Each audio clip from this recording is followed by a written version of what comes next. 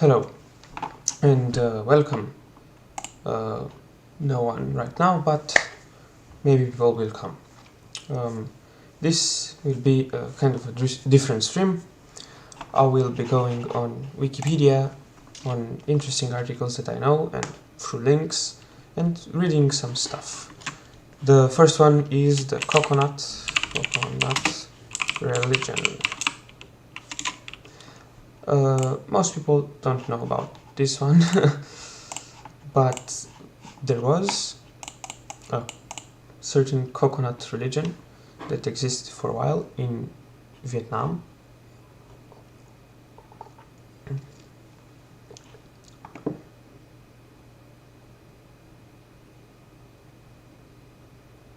Okay, kind of a big latency, but doesn't matter, 0 viewers. Okay, so it was a religious sect centered in southern Vietnam, in the Ban Tre province, one of the country's southern provinces, founded in 1963. Yeah, they created the Coconut Kingdom on an islet on the Mekong River, and that is the temple, that is the island, the kingdom. The religion is largely based on Buddhist and Christian beliefs, alongside the pacifism techniques of founder, that name, Nguyen Thanh Nam.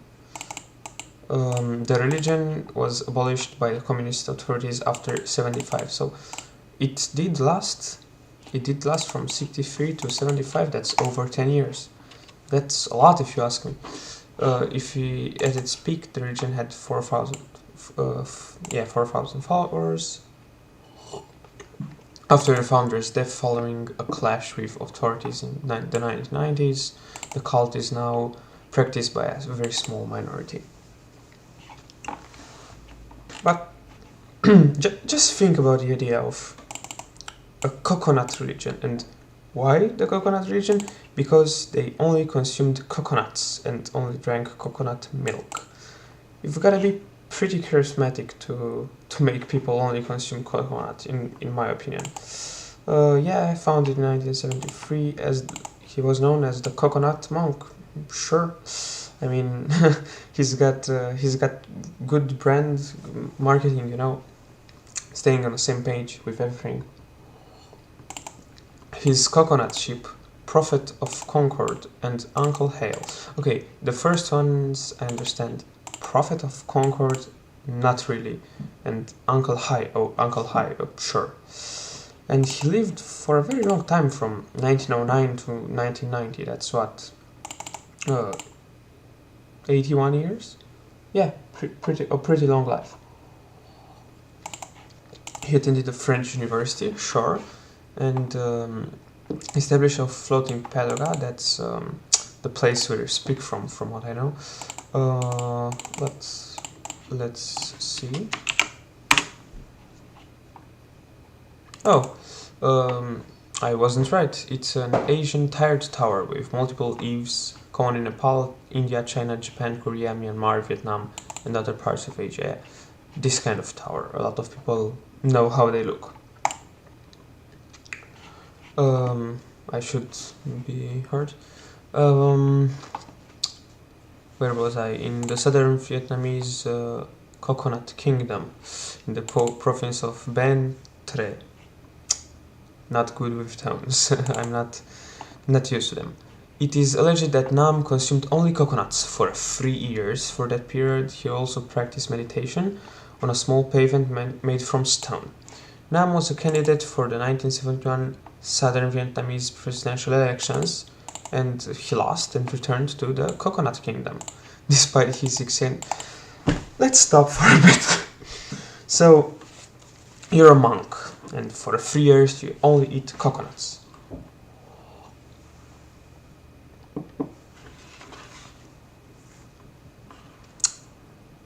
And for 3 years you only eat coconuts and do nothing else. Just every day, wake up, meditation, coconut, repeat.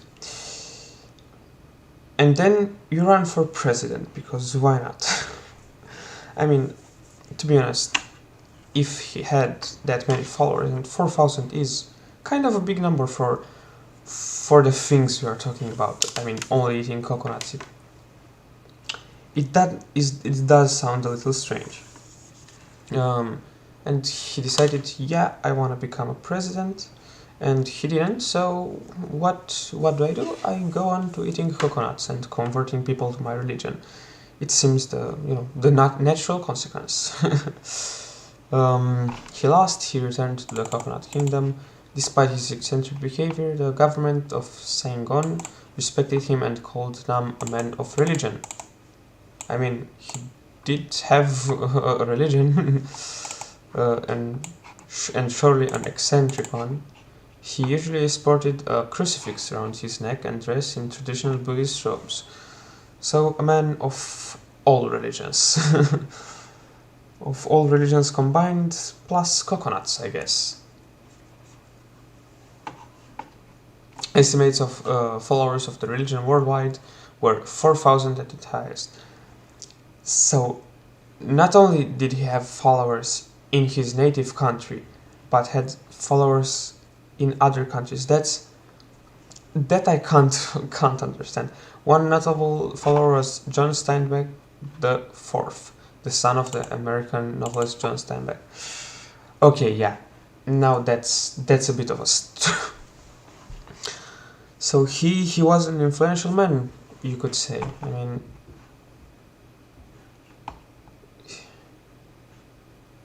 he was the second child. He was drafted. Okay, that's probably how he came into contact with the religion in Vietnam, because he was drafted, as they said there. So your dad's a novelist, and you, after going to war, decide, you know what? It's really nice, the weird hobo who's talking about only eating coconuts, and he dresses like a monk, but like a Buddhist monk, but also has a crucifix. Yeah, I want to follow that man. I mean, all religious figures were a bit eccentric, and that's why the public liked them. But this one in particular, I think, beats them all. The religion was deemed as a cult. Who would have guessed? And was promptly banned in 1975 by the communist officials. The communists do like banning religions and stuff in general. The coconut monk died in unexplained circumstances in 1990. That's what I can't really understand. I mean, he lived such a long age only eating coconuts, or did he go back to eating normal food after the 3 years? Because it kind of goes against the point of only eating coconuts, which is told by the religion, marking the demise of the cult. Citation needed. So yeah. The coconut estate is now served as a tourist attraction along the Mai-To Mekong Delta tour. So if you go to Vietnam, to the Delta tour, you'll see the Coconut Kingdom. The Coconut Estate, sorry.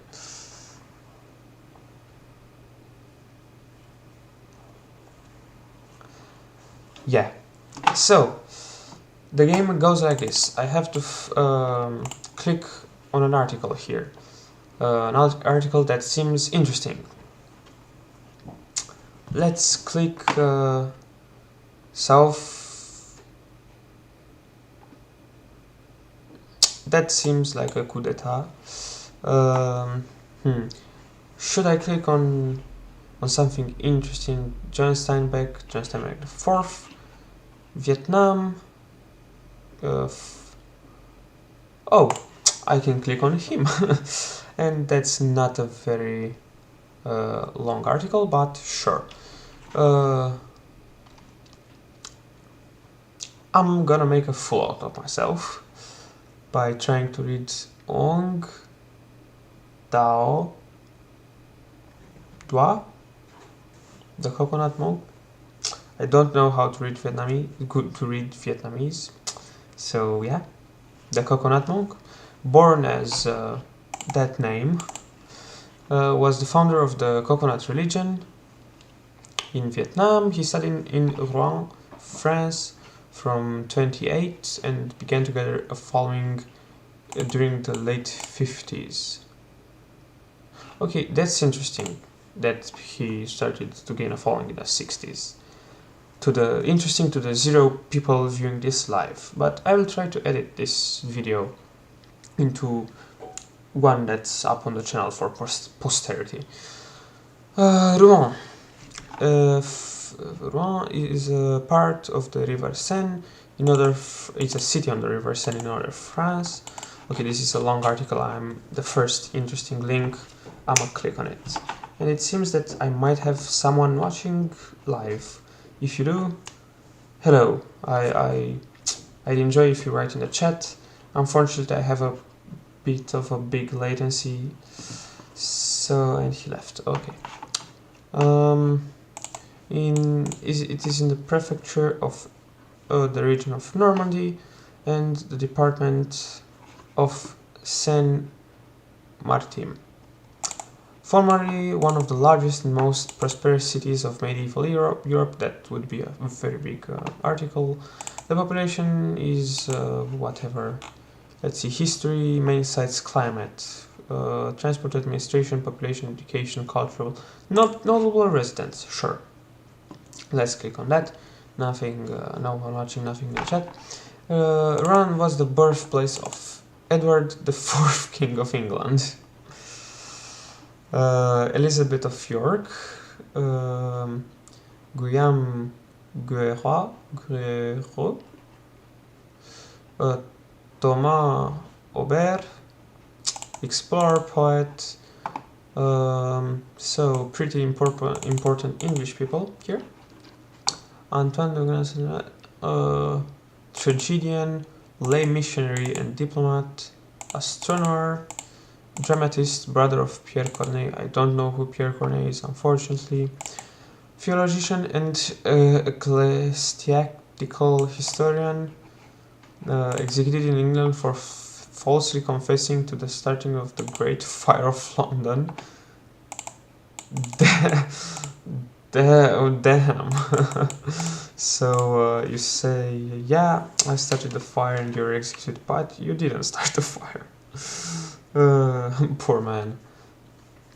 Noel Alexander, painter of religious subjects, chemist, economist and lawmaker, Jesuit historian, playwright, painter. I'm looking at the jobs they had in order to see if something is interesting. Protestant theologian, author, nephew of Pierre Corneille. I'm seeing a pattern.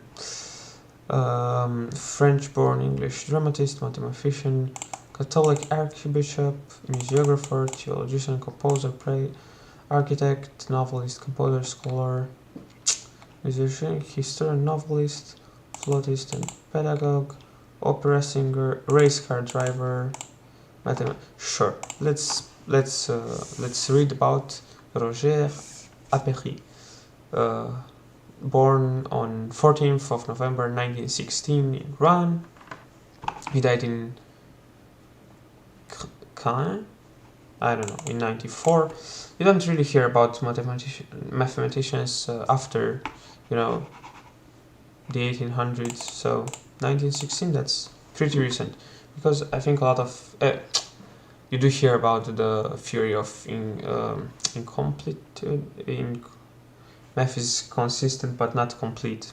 Incompletude, I think, of Gödel. So I don't know what I'm saying currently, but you don't really hear about that many mathematicians.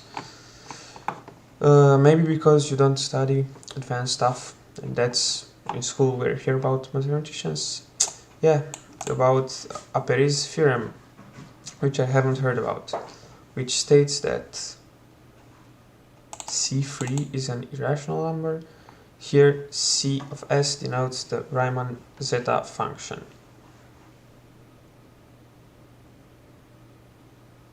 which is a function of a complex variable. That's a little bit over my current knowledge. Let's see. A French mother and a Greek father.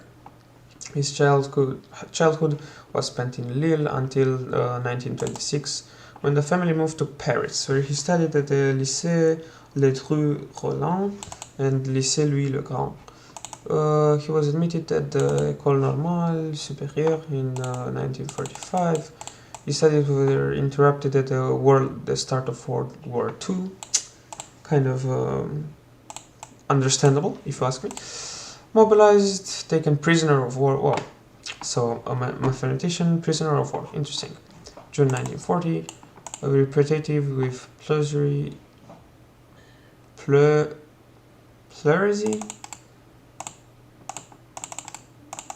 Sorry, but I don't know what that means.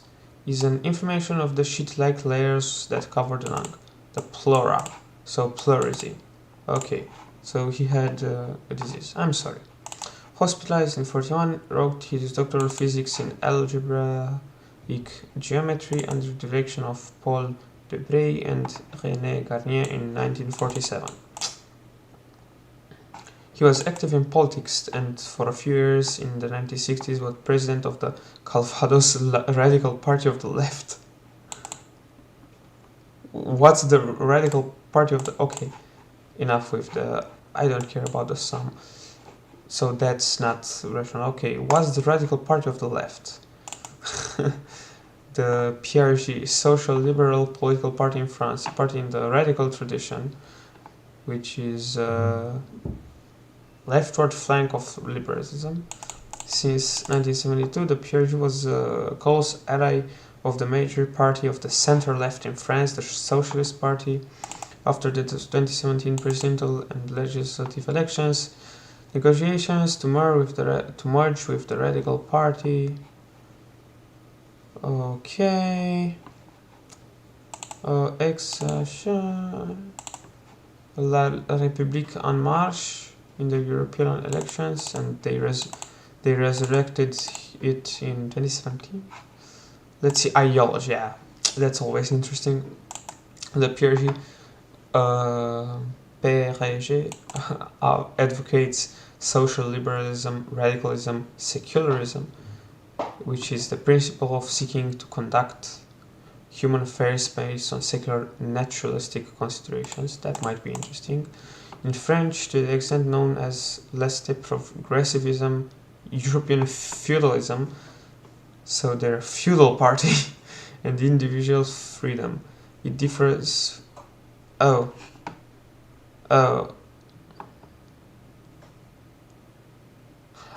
they want to for the union to become a federal state. Sorry.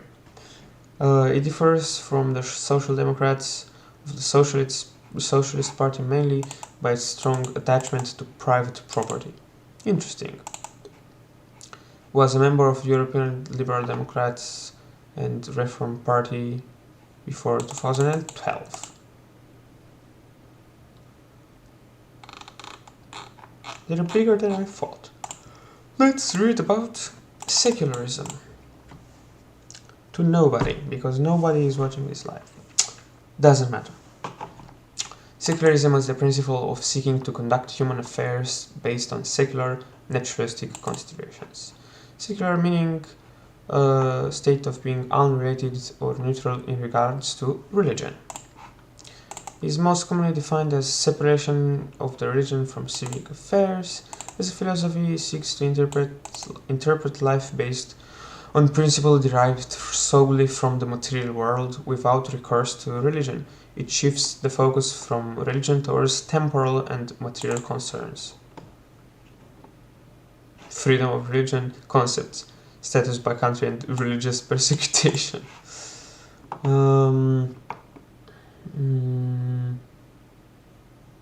Sure. Secularism in the late 20th political philosophy.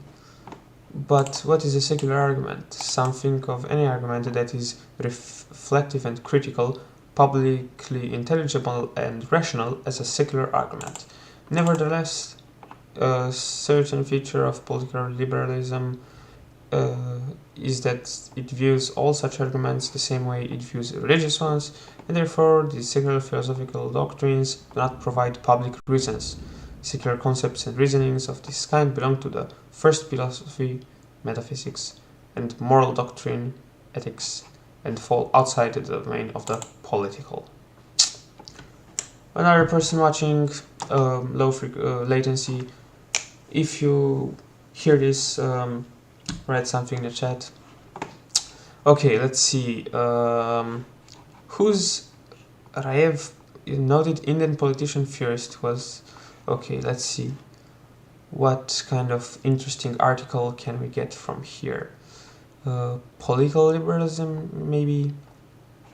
It can be seen by many of organizations, whatever. Many scholars of Christianity and conservative politicians seem to interpret secularism more often than not as an antithesis of religion and an attempt to push religion of society and replace it with atheism and the void of values, nihilism. Who was John Rawls? American moral, legal, and political philosopher. He seems like a genuine guy. He seems like an okay dude. For the dude watching, thanks. I'm trying to find interesting articles linked to other articles. I started from the coconut religion. You can watch that in the beginning of the stream. And now I arrived at secularism in the late 20th century political philosophy, and I think, I'm trying to scout out the links. Let's read about life stance. By the way, you can write in the chat if you want. Thanks for watching. A person's life stance is their relation with what they accept as being of ultimate importance. So basically, the thing that's most important to you. The presuppositions and theories upon which such a stance could be made a belief system. So your belief system of the world, the way you see the world. It connotes an integrated perspective on reality, whatever. Like the term worldview, the term life stance is a shared label encompassing both religious perspectives to viewers, thanks. For instance, a Buddhist life stance, or a Christian life stance, or a pagan life stance, as well as non-religious, spiritual, or philosophical alternatives. For instance, a humanist life stance, or a personist. What is personism? Ethical philosophy, personhood as... Oh, those are big words. Peter Singer, a branch of secular human... Okay, that's a little bit too deep. A deep ecology life stance, whatever. Do we have anything interesting here? I want to read about pagans. I don't know, they seem interesting. Modern paganism. This is the right page. Neo-paganism. I don't know about that, but I know that paganism existed in the past. So let's see what modern paganism is like. This could lead to some interesting articles. Modern paganism, also known as contemporary paganism, sure, religious movement influenced or derived from various historical pagan beliefs or of pre-modern people. So basically, yo, thanks for commenting. What's up? I'm reading articles on Wikipedia and going on links that seem interesting. Thanks for writing in the chat. And I arrived from the coconut religion that existed in Vietnam in the 60s and 70s to modern paganism, going through a French philosopher and a French political party. Wikipedia is interesting, and so are hyperlinks. All good, yeah.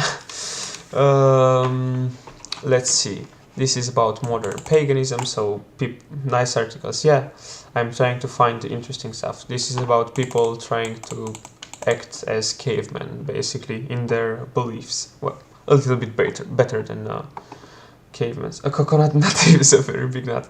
It sure is, and you are a very, very internet cultured man. Yeah. Adherents rely on pre-Christianic folkloric and ethnographic sources.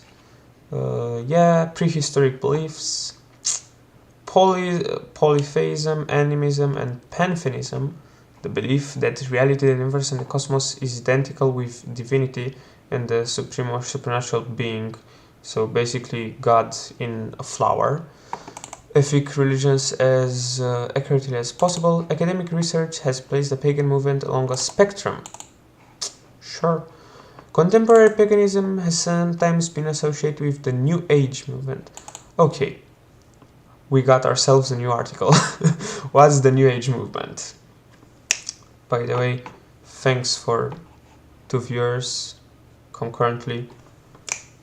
You mean very much to me. New Age. Range of spiritual or religious practices and beliefs, which rapidly grew in Western society during the 70s. Highly eclectic. Eclectic means a conceptual approach. Not holding rigidity to a single paradigm. So you basically accept stuff from different kinds of opinions. Yeah, you take a bit from here, you take a bit from there. As a form of Western esotericism.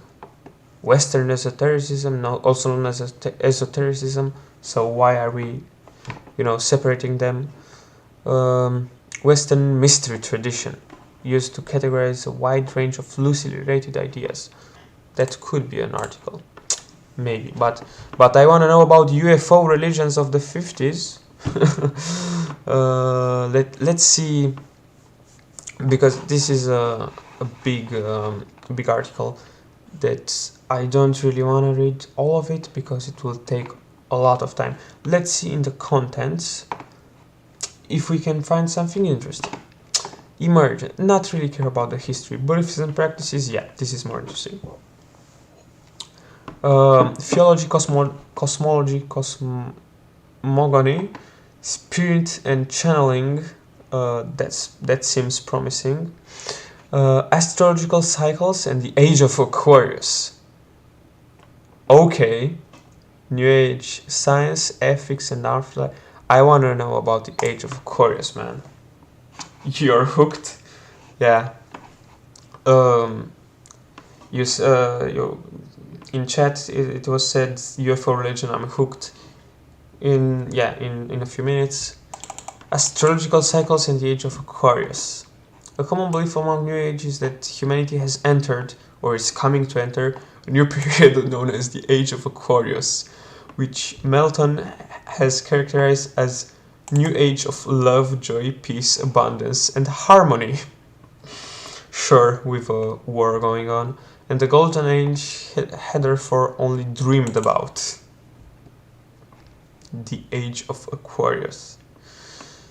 The current or forthcoming astrological age. A rotation lasts for 2,106 years. That seems a very arbitrary number. Author, whatever, predicted it would start in 2012. It did not. There are also differences in how this new age is envisioned, considering to what Hanegraaff framed as moderate perspective. There are various beliefs in the muse how this new age will come about. Most emphasize the idea that it will be established through human agency. Is an actor the capacity of an actor to act in a given environment. It is independent of the moral dimension, which is called moral agency. Oh, okay. Healing and alternative medicine. Okay, so they believe we will enter New Age. What about UFO religions though? I wanna know about the UFO religions of the 50s. UFO religion is any religion in which the existence of extraterrestrial entities operating UFOs is an element of belief. So people... But does this mean that if you believe in a UFO, you are automatically a part of the UFO religion? Believe that ETs... they believe in the movie to be interested in the welfare of humanity.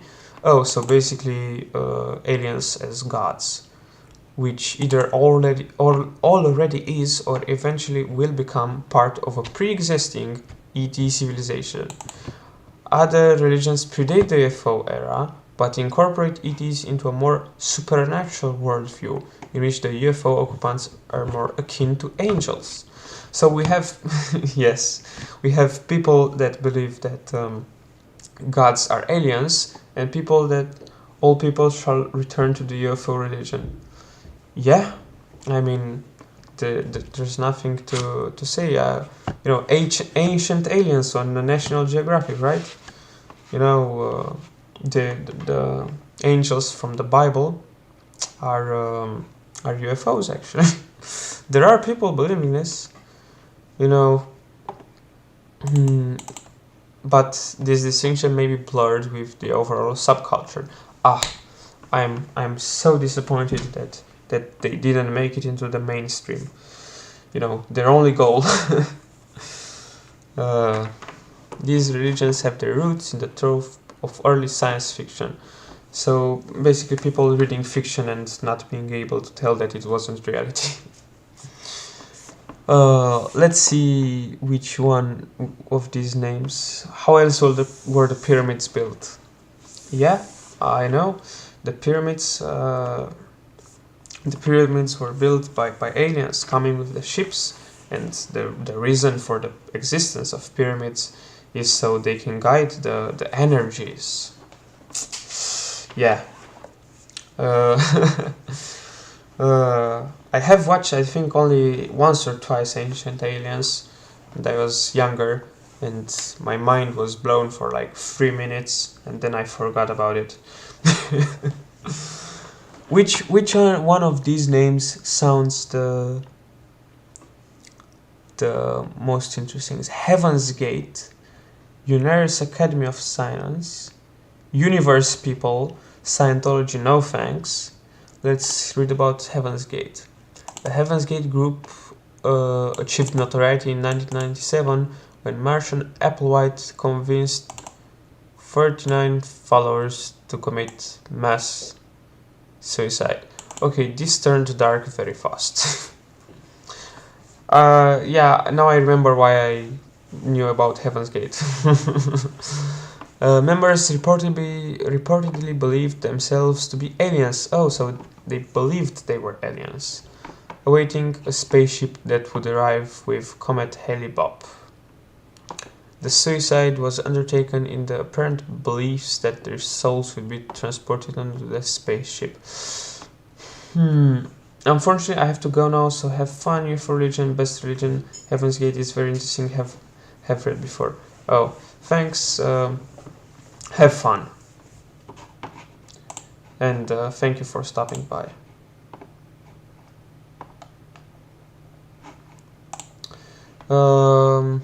Anyways, Universe Academy of Science, founded by Ernest L. Norman and his wife Ruth in 1954, the Unarians are a group headquartered in El Cajon, California, El Cajon, who believe that through the use of four-dimensional space physics, sure, they are able to communicate with supposed advanced intelligent beings that allegedly exist on higher frequency planes. Unarians believe in past lives and hold that the solar system was once inhabited by ancient interplanetary civilizations. Okay. Let's read about Western esotericism.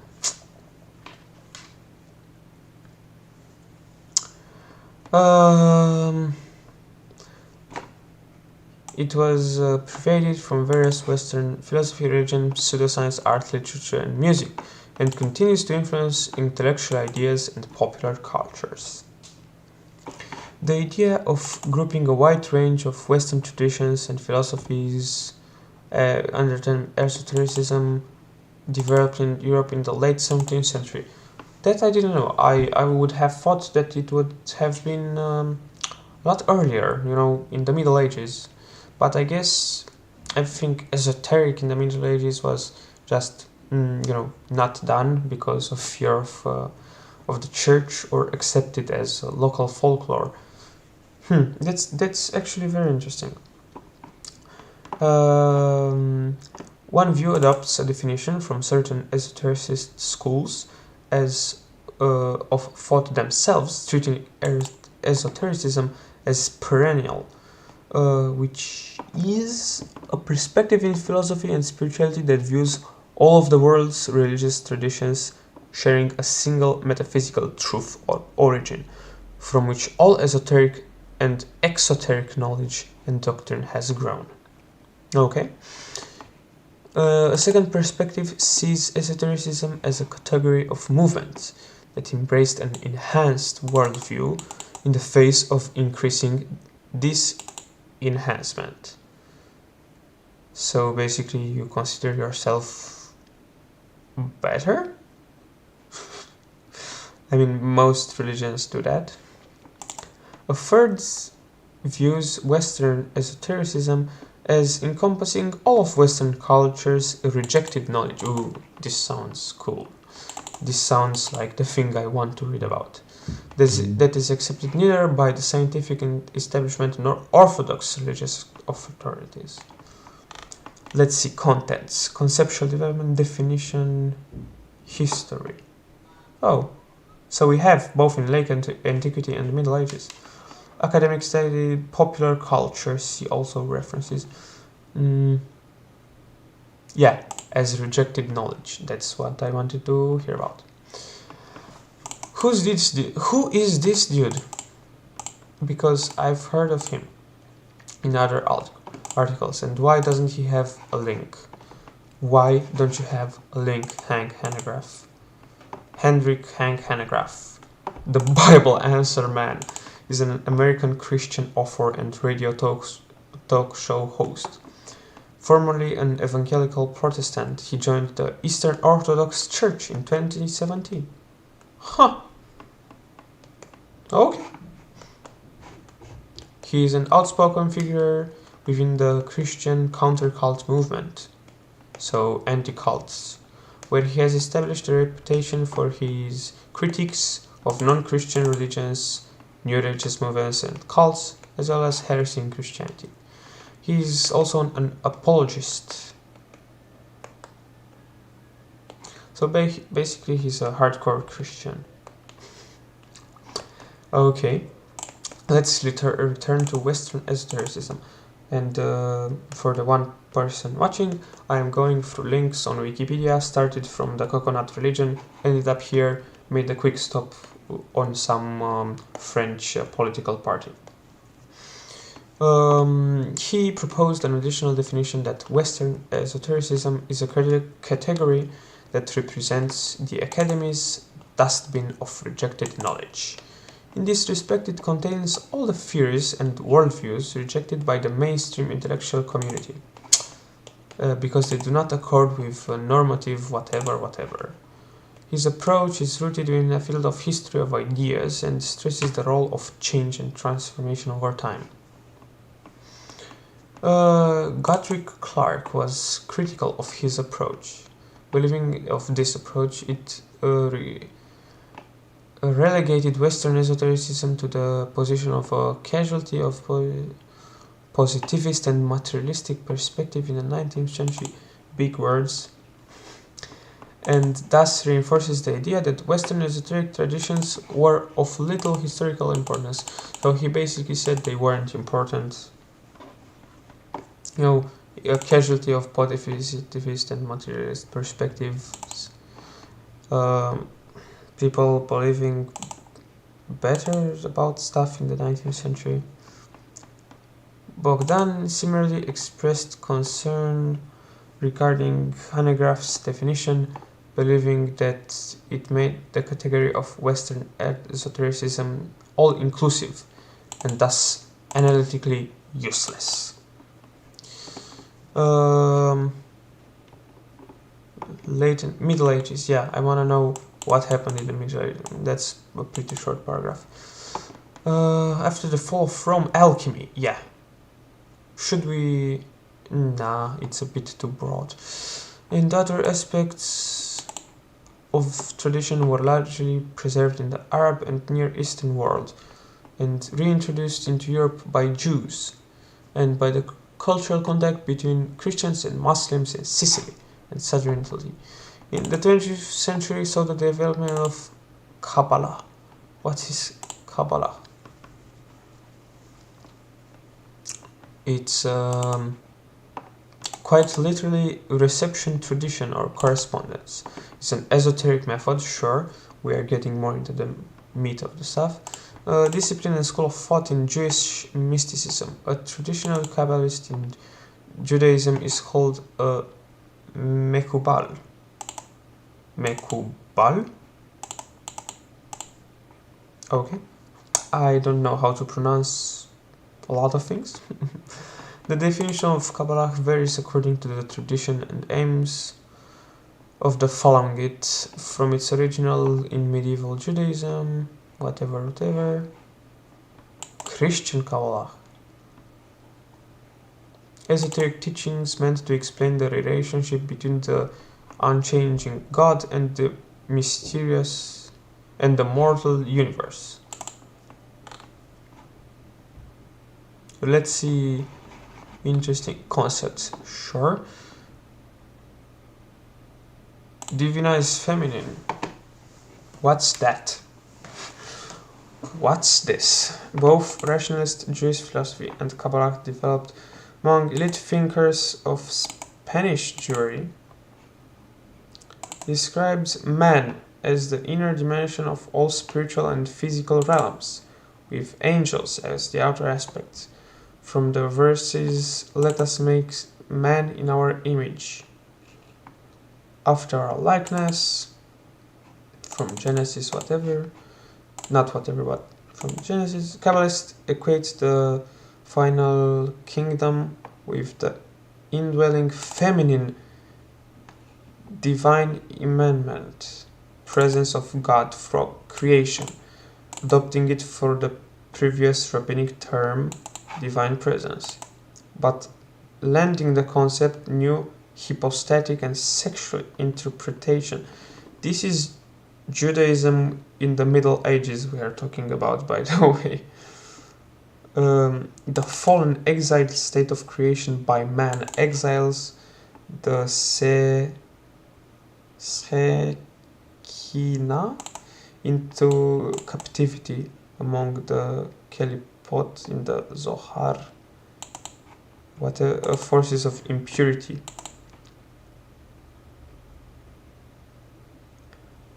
So basically, the woman is divine and man is exiled in impurity, from what I'm understanding, awaiting redemption above by man below. So this archetype in fairy tales over the world, but in disordered narrative. His Kabbalistic tales rearrange the symbols of the free divine queen from the reunion in the Holy One, blessed be he. Okay. They also explain the origins of evil, levels of the soul. Let's see if we can find other esoteric weird stuff. Role of man, levels of reincarnation. In Judaism? Cognition, mysticism or values. Metaphysics, Kabbalistic mystics. Pyramid text scholarships. Criticism. See also.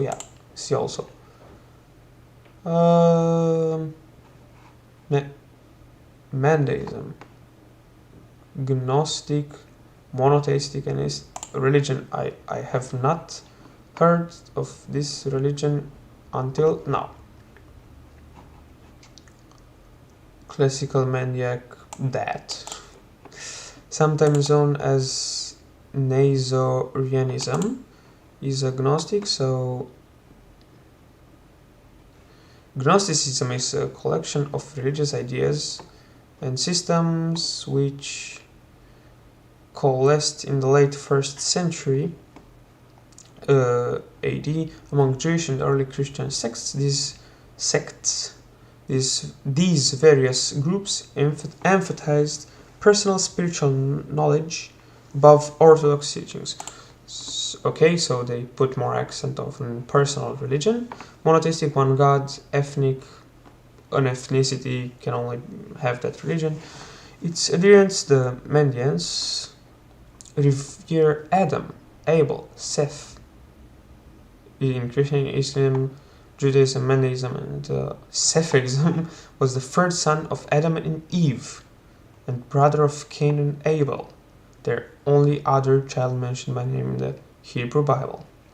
Okay, Enos, Noah, Sen, Avram, and especially John the Baptist.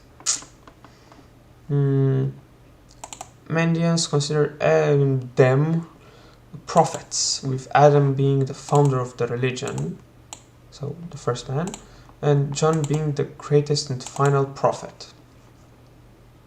So no Jesus. They speak an Eastern Aramaic language known as Mandiac. It comes from manda, meaning knowledge. So they are the knowledgeable ones, I guess. Principal beliefs. Recognition of one God, meaning the great life of great living God, whose symbol is living water. Living water, so I guess like holy water. It is therefore necessary for Mandians to live near rivers. Okay, so not like holy water. That's interesting. God personifies the sustaining and creative force of the universe. Power of light, which is vivifying and personated by King of Light. Another name for Hairabi and Uchras, a divine messenger of light. Angels, okay, that provide health, strength, virtue, and justice. The Drabsha, the symbol of Mandian faith. Okay, it's a banner. It's like a banner. Is viewed as the symbol of light. Okay, so they live near a river and have a flag as a symbol for light. And the soul is immortal. The fate of the soul is the main concern with the belief in next life, where there is reward and punishment. There is no eternal punishment, since God is merciful.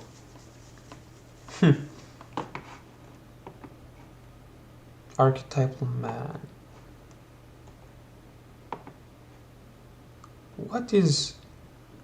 Okay, so more about this, more about Mandanism. What is the case of Nazareans? Okay. Let's go back to the top, and I had found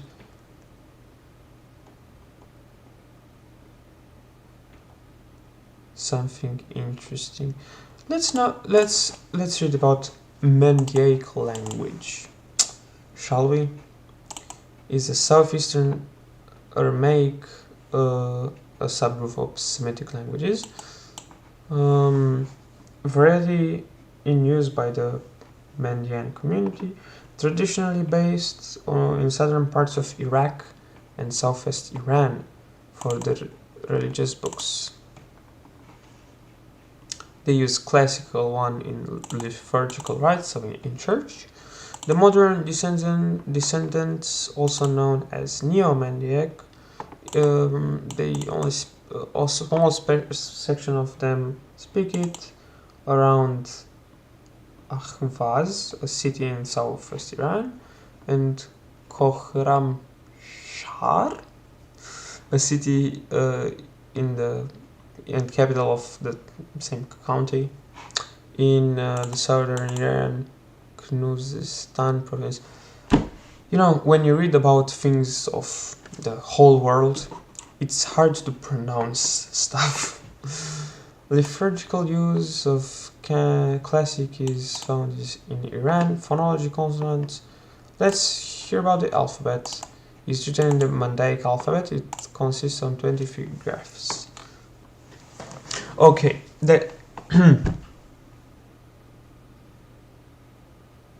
I think my browser can't really render stuff, or that's just the letter. Okay, that's not just a letter. Sorry. Like, unlike most Semitic alphabet, vowels are usually written out in full, so the right vowels.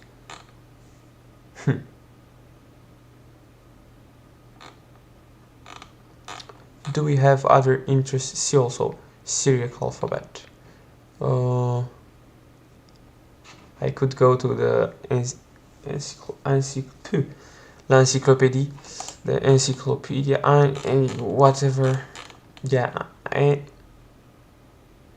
encyclopedia, I think in English. But that would be a big article.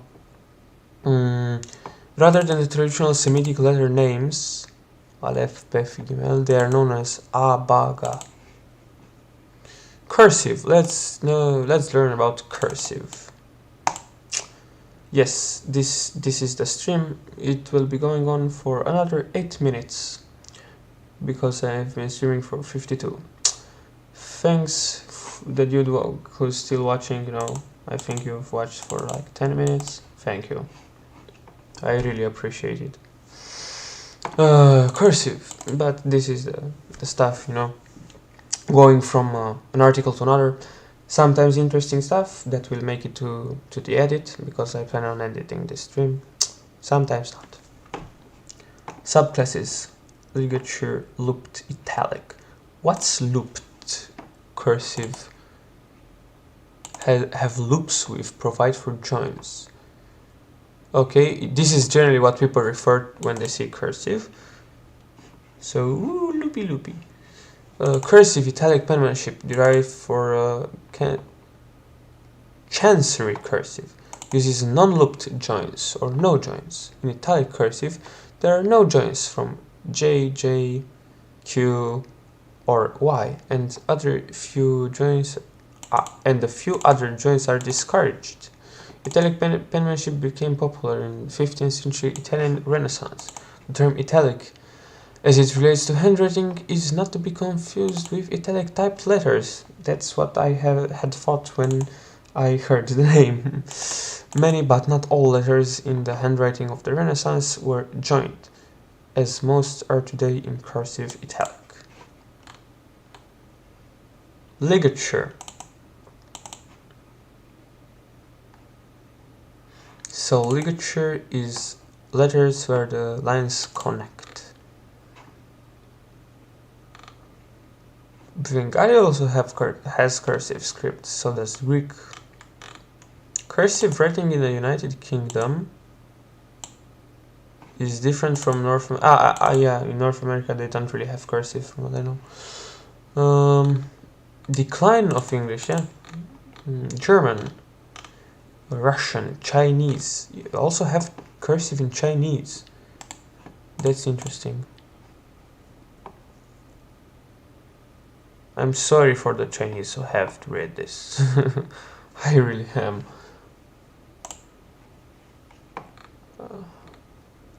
It looks very different from the printed ones. Not that I know how to read them. Table cursive letter forms from Greek. Okay. Okay, see also, what's bastarda? A black letter script used in France. Calligraphy, chancery hand, court hand, handwriting, history of writing, italic script. Paleolography is the study of historic writing systems and deciphering and dating of historical manuscripts. Palmer method. Yeah, I guessed it would be a method. Round script. So basically you make very round letters. Rotunda, another script. It seems it doesn't really seem more round, more bubbly. Esperanto, you may find this interesting. Whoa, thanks for commenting.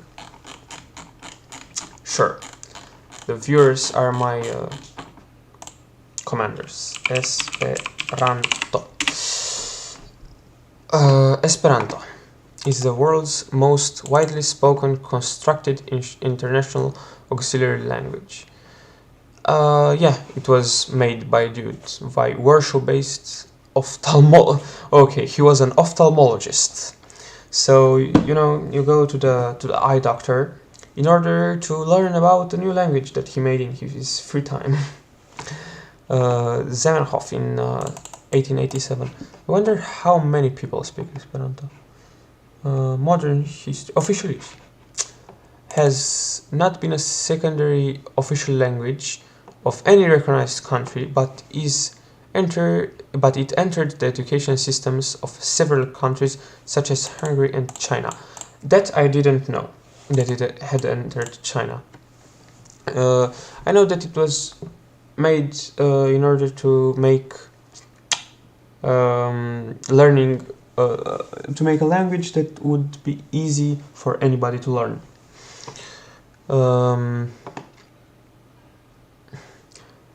I kind of wanna, I don't know, I think Esperanto is such a big article, but there is a very small constructed language, a pretty new one, that I saw a video on. But anyways, let's see. Interesting things about Esperanto that I could talk about in the next 3 minutes. Third language acquisition. Why not second? Because it is not officially recognized as a second language. Huh. From 2006 to 2011, 4 primary schools in Britain, where 230 pupils followed the course of propedeutic Esperanto, that is, introduction is Esperanto, to raise language and awareness. So they forced kids to learn Esperanto in school. I'm sorry, but I mean it could help. And this is a map of host of Pasaporte Servo de Esperanto homestay community. Okay, so I think they travel to people that speak Esperanto. You can see it is very centered in Western/Central Europe. Interesting map. The results show that pupils achieved enhanced multilinguistic awareness, though the study did not indicate whether a course in a language other than Esperanto would have led to similar results. Similar studies in New Zealand. In one study in England, a group of European secondary school students studied Esperanto for a year. Their French for 3 years ended up with a better command of French than a control group who had studied French for a 4-year period. That's interesting because I guess I wonder why. As a thought experiment, because I'm sure people have talked about this, but maybe